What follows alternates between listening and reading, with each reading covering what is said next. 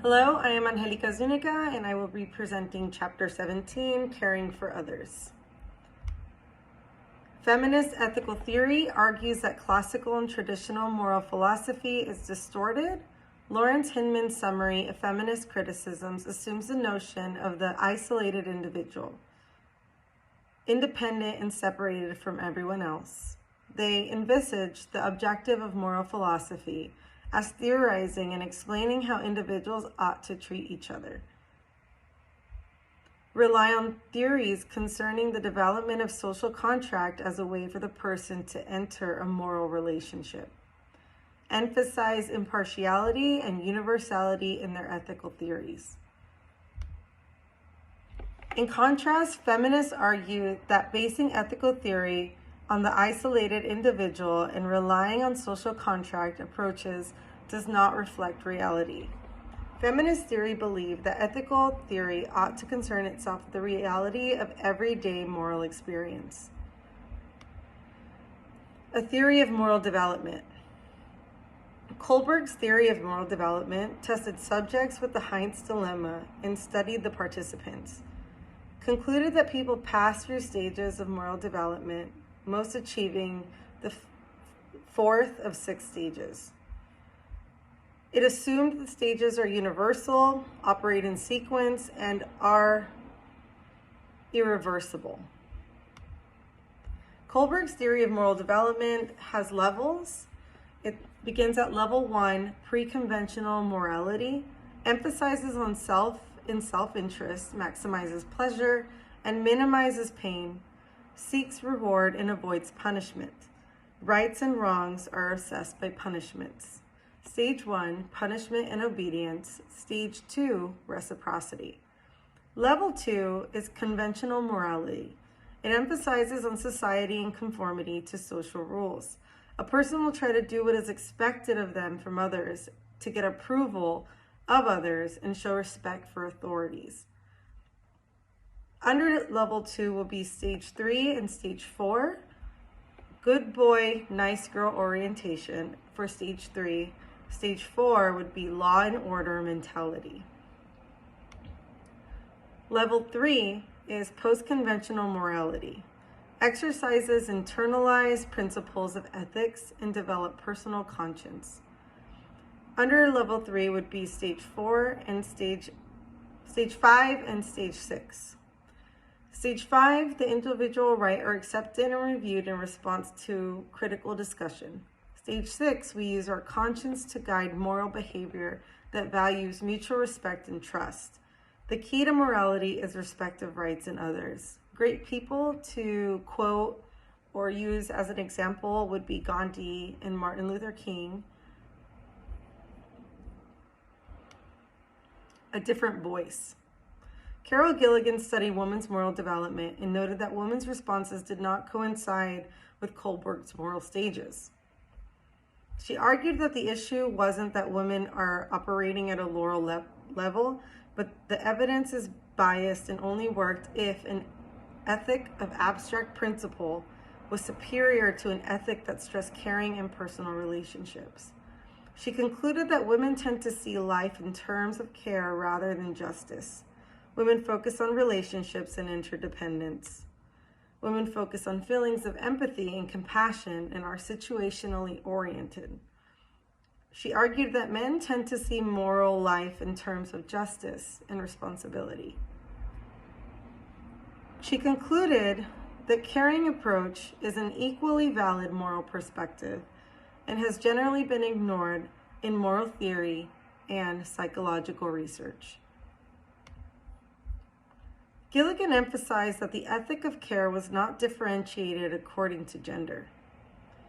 An ethic of care conceives moral life as a network of relationships with particular persons. Developing the ethic of care. James Rachels argues that care focuses on close personal relationships, and caring cannot occur in the absence of those relationships. In a similar judgment, Noddings agrees that there can be a caring relationship only if there is a personal one-to-one encounter and that there is no obligation to help. the ethic of care. Virginia Held argued that a person can have relationships including starving children in Africa and even future children in this situation.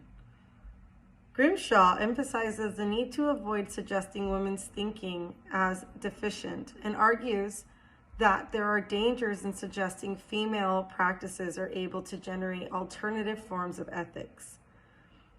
Ruddick and Whitebeck suggest that motherhood is at the center of female practice and provide an ethical model that contrasts with competitive and idealistic norms. Ethic of care and justice. Robin West argues that caring should be at the center of an understanding of public, should be thought of as an ethical activity. Care is associated with context, relationships, and the private sphere.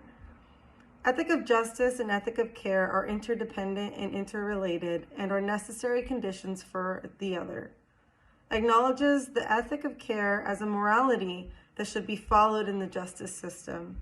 Doing justice ought to include showing care and compassion as a matter of moral rightness. The ethic of care and justice. Noddings argues that women are faced with moral dilemmas. They will follow a process that allows them to envisage and examine a concrete situation.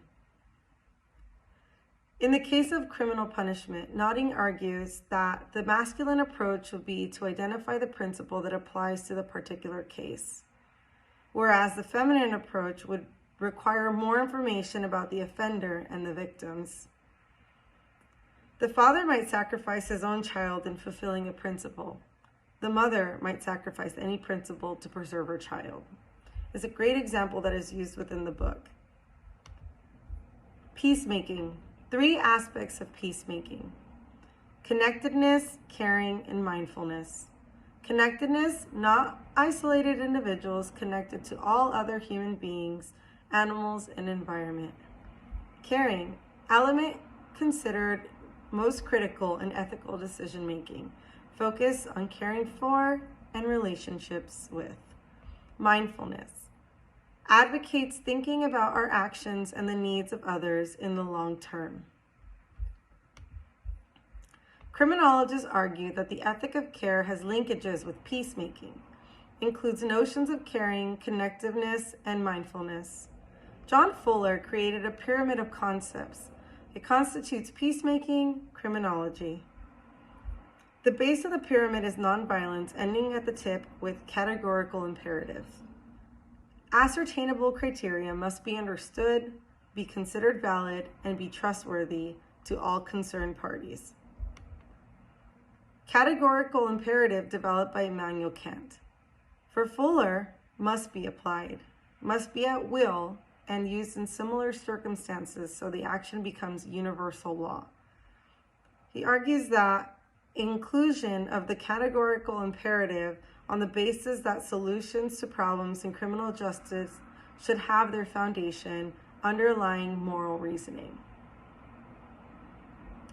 Emphasizes social justice, conflict resolution, rehabilitation, and a belief that people need to cooperate in democratic institutions.